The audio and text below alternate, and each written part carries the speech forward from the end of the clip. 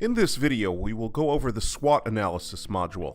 This section helps you prioritize your strengths, weaknesses, opportunities, and threats, having it readily available for updating as the account matures.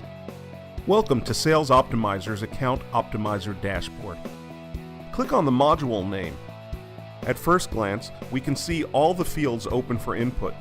The left column is your current account that has been optimized, and your right column is your competitors from your competitor cards in the Player Chart module. That way, you can quickly compare the situation between both and make changes as needed. Don't forget to hit the Save button so that you don't lose your work. The last functionality this module offers is the ability to save as a PDF. If you click on that button on the top right, you'll be prompted to a window with the SWOT exported as a PDF and available for print and/or download. If you have any questions, please feel free to contact us at salesoptimizer.com.